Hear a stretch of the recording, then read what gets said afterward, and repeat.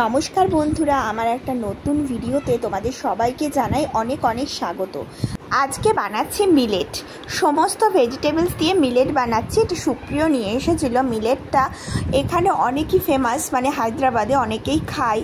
তো আমি কোনোদিনও খাইনি, তো প্রথমবার ট্রাই করব। সুপ্রিয় বললে একবার বানিয়েই দেখো, তাই ইউটিউব ঘেটে এইভাবে ভেজিস দিয়ে বানিয়ে ফেললাম। তুমি কি খাবে সেটা বলো।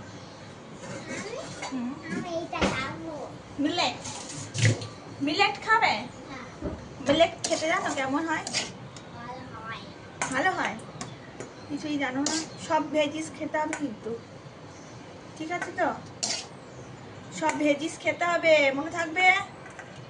ভেজিটেবলস দেওয়া আছে এর মধ্যে, সব ভেজিটেবলস দেওয়া আছে। একটা স্পুন নিয়ে নাও। যেহেতু নীল ষষ্ঠী তাই আমি খাবো না, ওরাই খাবে। তো দেখো আমি ত্রিশকে ফার্স্টে দিলাম, তো ওকে খেয়ে দেখতে বললাম যে কেমন হয়েছে।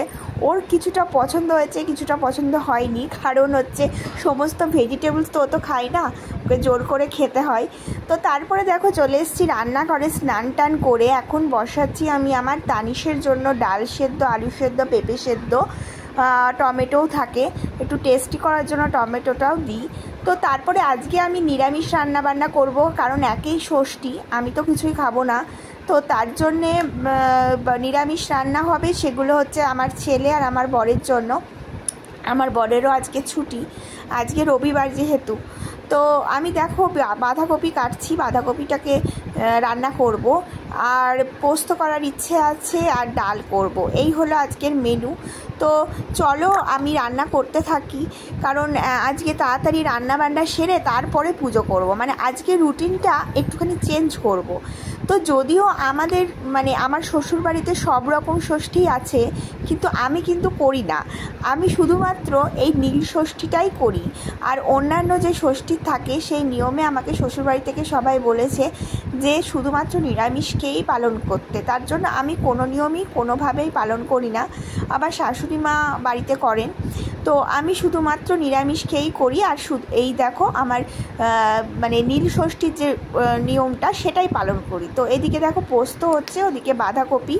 তো আমি দুদিকে দুটো বসিয়ে দিয়েছি। আজকে নিয়মটা একটু চেঞ্জ করেছি, মানে সকালে উঠেই আমি স্নান করে আগে পুজো করি, প্রত্যেক দিনের কাজ, কিন্তু আজকে উল্টোটা। আজকে স্নান করে প্রথমে আমি সমস্ত কাজকর্ম এবং রান্না করে নিয়েছি, তারপর পুজো করব। কেন কি আজকে 12টার পরে জল ঢালা, তাই দুবার করে পুজো করার থেকে একবারেই মনে হলো বাচ্চা নিয়ে সমস্ত কাজ করাই ভালো। তার জন্য দেখো আমি সমস্ত কাজ সেরে আবার গাটা ধুয়ে চলে এসেছি ঠাকুর ঘরে, কারণ আমি সকালবেলা উঠেই স্নান করে নিই। তো এখন দেখো জামা কাপড় কেচে পরিষ্কার হয়ে চলে এসেছি, আর আমি এখন পুজো করব। ওম নমঃ শিবায়, ওম নমঃ শিবায়, ওম নমঃ শিবায়।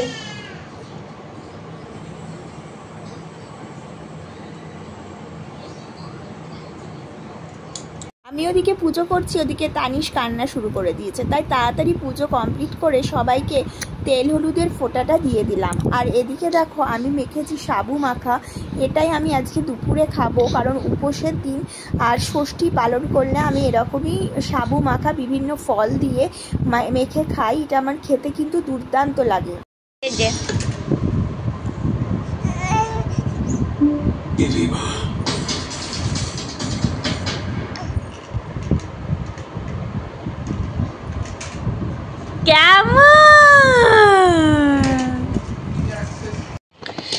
এখন আমার পুজো সন্ধে দেওয়া সব কিছু কমপ্লিট, মানে শঙ্খ বাজানোটাই বাকি আছে। তো এখন আমি দেখো ত্রিশ আর তানিশ দুজনের নামে দুটো মোমবাতি জ্বালাবো। প্রতিবার একটা করেই প্রদীপ বা মোমবাতি জ্বালাই, তো এবার দুটো মোমবাতি জ্বালিয়েছি, একটা ত্রিশ আর একটা তানিশের নামে, কারণ এটা হচ্ছে একটা মনের ব্যাপার। তো সবাই বলে নীলের ঘরে বাতি দিতে হয় বাচ্চাদের সুস্থতা এবং বাচ্চাদের দীর্ঘ জীবন কামনার জন্য। তো আমি তাই করি, আমি তাই করছি। আমি যদিও এই সমস্ত রিচুয়ালসে খুব একটা বিশ্বাসী নই, সত্যি কথা বলতে আমি এগুলো পালন করি ঠিকই, কিন্তু আমি মন থেকে যেটা বিশ্বাস করি সেটা হলো মানুষের ভালো চাওয়া।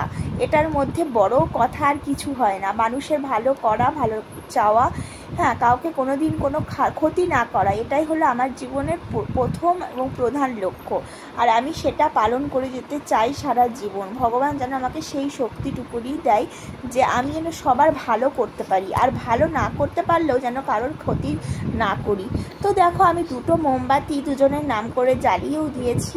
এবার আমি পুজো কমপ্লিট করে নেব। তো আমার আজকে সারা দিনটা এই পুজো পাঠ রান্না বান্না এইসবই কেটে গেল। একদিকে কিন্তু এই পুজো টুজো হলে খুব ভালো লাগে, আমার ভীষণ ভালো লাগে। ঘর থেকে যেন একটা অন্যরকম অনুভূতি পাই আমি। চারিদিকে একটা ধুনোর গন্ধ থাকে, ধূপের গন্ধ থাকে, এই অনুভূতিটাকে না ভাষায় প্রকাশ করা যায় না। তো দেখো আমি এখন পুজো কমপ্লিট করে নিয়েছি, এবারে আমি চলে যাব রান্নার দিকে। তো আমার তো ঠাকুর ঘর থেকে এই সময় বেরোতেই ইচ্ছা করছিল না, তো আমার রান্নাঘরের কিছু কাজ ছিল, সেগুলো সেরে দেখো রাত্রের ডিনার নিয়ে বসেছি। এটাই আজকে আমার ডিনার। আজকে লুচিগুলো অনেক কটাই হয়ে গেছে, আর যেহেতু সাবু মাখা খাওয়ার পর আর কিছুই খাইনি, তার জন্য সব কটা লুচিই কিন্তু আমি খেয়ে ফেলেছি। তো চলো বন্ধুরা, আজকের মতো ভিডিওটা এখানেই শেষ করলাম। তোমরা ভালো থেকো, সুস্থ থেকো, দেখা হবে পরবর্তী ব্লগে। ততক্ষণের জন্য টাটা।